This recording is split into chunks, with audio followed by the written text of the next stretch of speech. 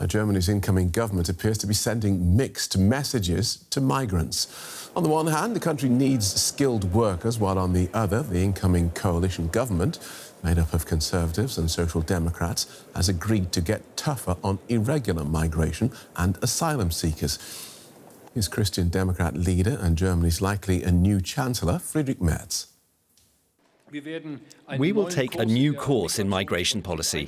We will organise and control it better and largely put an end to irregular migration. There will be controls at national borders and rejections of asylum applications. We will launch a repatriation offensive. We will put an end to voluntary admission programmes, suspend family reunification and significantly increase the number of safe countries of origin. So let's take a look at the figures regarding Germany's asylum applications. We can see that last year there were more than 250,000 asylum applications, but that was down on the previous year, which saw nearly 352,000. But last year's figure is still higher than 2022, which saw around 244,000 asylum applications here in Germany. So let's bring in our political correspondent, Matthew Moore. Welcome, Matt. The numbers are down last year from the year before. So why does the government feel a tougher approach is necessary?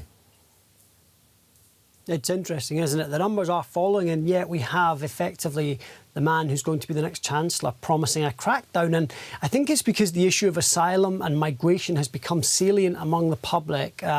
It's always there at the top of questionnaires. And in recent months, and beginning of last summer, really, and up until the election that we just had, there was a number of high-profile attacks, deadly attacks carried out by people who, it emerged, had no legal right to be in Germany. And ever since then, Friedrich Merz really made it a key campaign promise. Yesterday we heard some of the details there, and we know he said he's going to go on a deportation offensive. There was a real sense that Germany had lost control of who was in the country and sending people back. And he's talked about expanding the list of safe countries of origins, which will allow them to deport more people. On that list will now include Tunisia, Morocco, Algeria and India. And really, though, that the hallmark of this is saying to the people who come to Germany's land borders, though, who want to claim asylum, that they will no longer be able to do that. And that's partly been agreed, that they will take away that right in coordination with neighbouring countries. Now, what does that mean? That's been a big question in recent weeks and months. Is that informing, or is it asking for permission? My colleague Alex Gerst has taken a closer look. Receiving asylum in Germany could get much harder under a Conservative-led government. Together with the Social Democrats, they plan to tighten border controls and return asylum seekers to the country from which they first entered Germany. The goal? Shift responsibility for asylum claims to the EU's external border states. This would mark a change from the current process.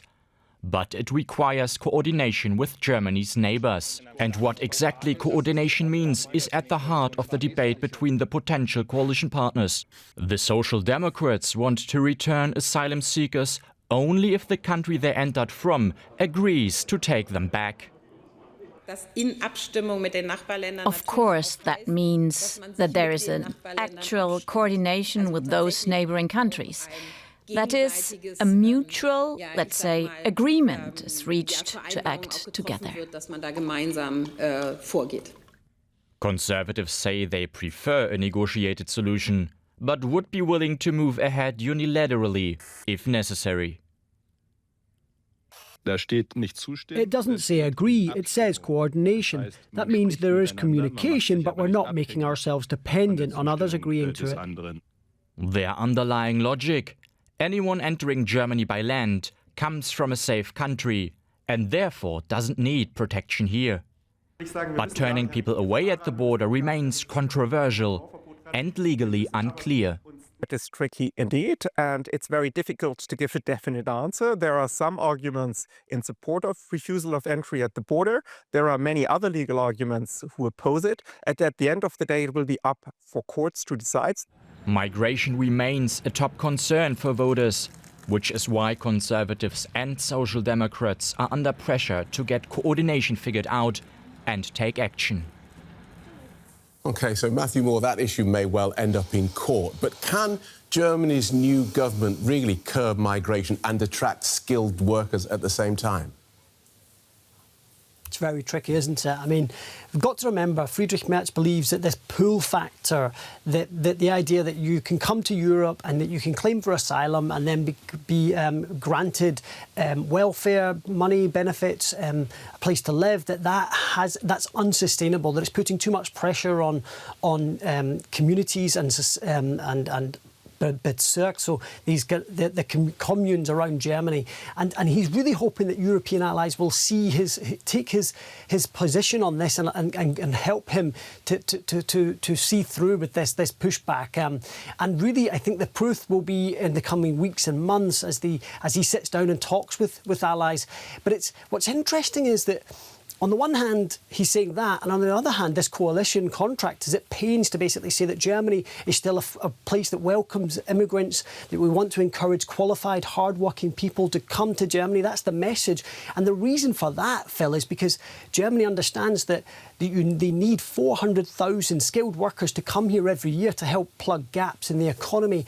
Germany's an ageing society. There's something like 50,000 jobs that are unfilled in the healthcare sector. So Friedrich Merz has got this balancing act that he needs to strike. And so at the moment, he's basically saying, on the one hand, I want to put people off from coming to Germany to claim asylum, especially if they're not actually under any sort of danger. But on the other hand, he's saying, please come to Germany if you're willing to work, and if you've got skills that we need, then please come. So it will be interesting to see how successful he is. Thanks, Matthew. DW political correspondent Matthew Moore.